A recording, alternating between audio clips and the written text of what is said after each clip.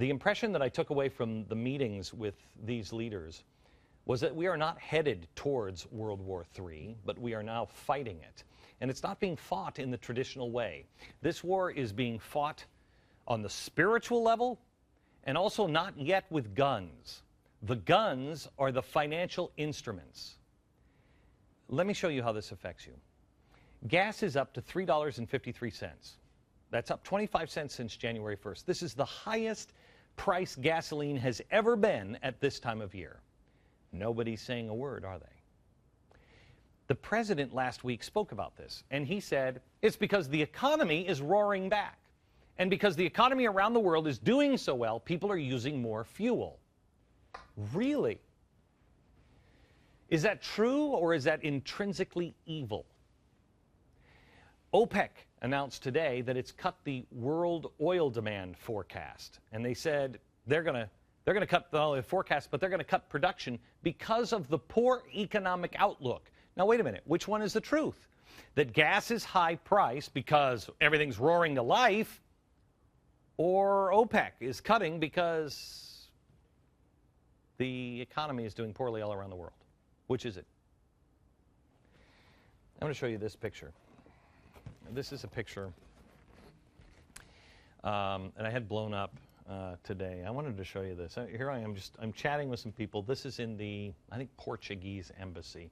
It's a Vatican property, and I was there, and I don't even remember what we were talking about here. But this picture is what has changed my point of view. It is this map behind me that I was standing in this room and I went, wait a minute, I see what's happening. We've talked about the things that are happening around the world at such a rapid pace, the uprising and the financial collapses. But I want you to look at the pattern. On the wall on the background of this picture, there's the map of the Mediterranean. And this is the part of the picture that I will remember. And I really, honestly, when I saw it, I was like, how did I miss that? How did I miss this? I'm foolish for not seeing it earlier. Put on a new map of the world today. Okay. I want you to look at this. Where is instability, chaos, and revolution, financial collapse? Where is it happening? It's happening in Tunisia and Libya and Egypt. And over here is Israel, which is under attack. And then there's Jordan over here. And this is all Syria. This is all up in uprising. Remember, this is the year of the kings, according to the uprising. This was the year of the dictators. 2012 is the year of the kings. That means Saudi Arabia and Jordan. Syria is still under fire as a dictator. Greece is under financial collapse. This is Turkey. Turkey is obviously moving in the wrong direction. We've talked about it many times. Here's Italy. Here's Spain. The only one that's really out of this is France. Everything else is in turmoil. Everything else is in turmoil all the way around the Mediterranean.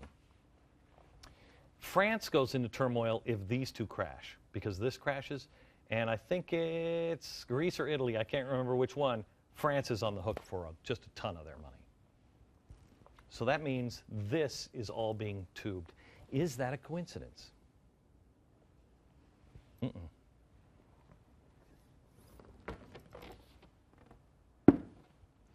This area has played a critical role to the world for a very long time.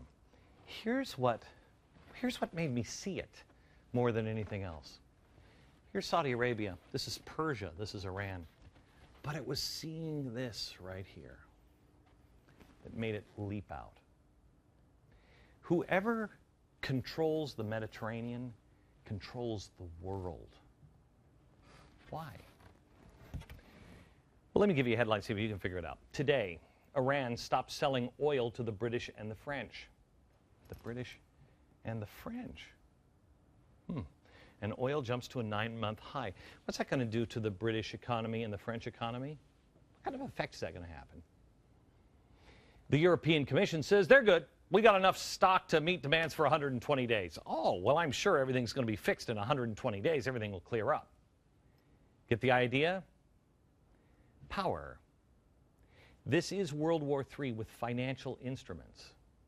It's not being fought like the wars of the past. First comes economics. Ideology comes later. You crash the economy, and then you can swoop in and buy everything for pennies on the dollar. This isn't a new theory. This is what happened in the Soviet Union. The Kremlin sold off most of Russia's national resources in rigged auctions back in the 1990s following the collapse of the Soviet Union and communism. Did anybody get rich?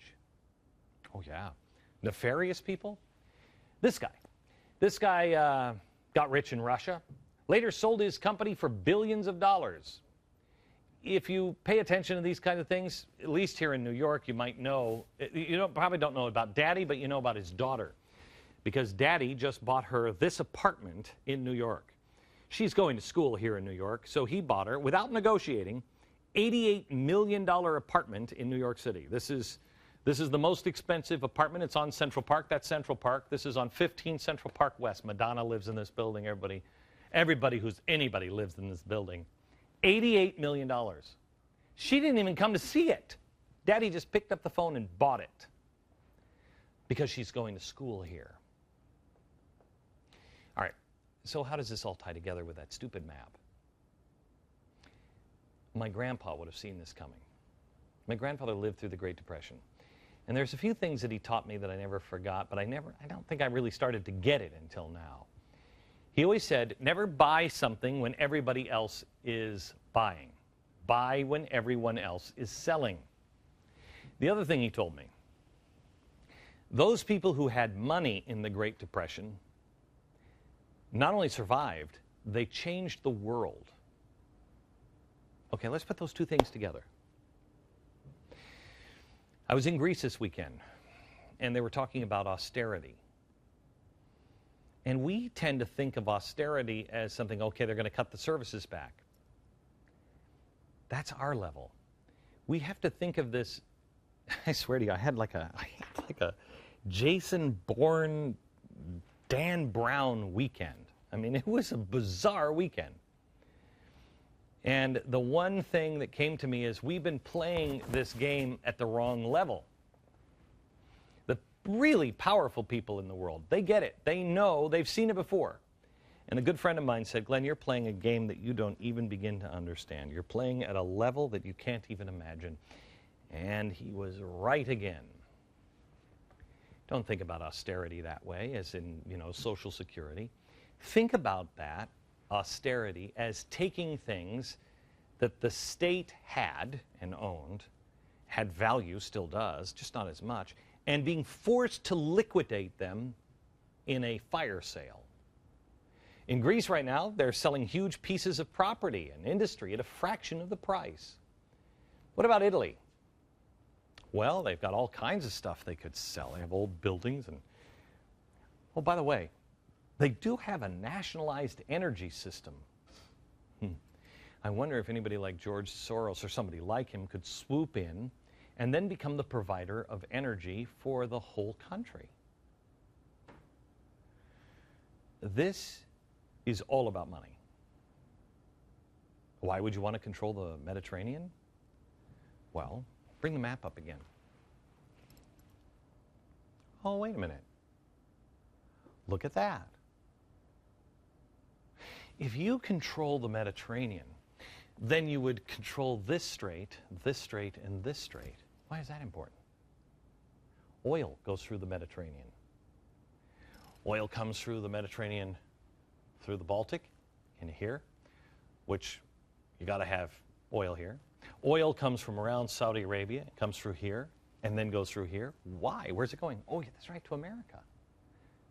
If you don't take it this way, you have to take it all the way around Africa. Wow, that's going to be expensive. You'd control more than just oil, wouldn't you? You'd control the economies of the world. You see why the Middle East does matter? You see why Europe does matter to us? This is all about power and money, not ideology. Not ideology up here. Ideology with the people. Our Social Security with the people. But I can guarantee you at the level that this is really being waged, this is all about power and money. We are at war. We are being ripped off everywhere. And this is how World War III is being fought right now.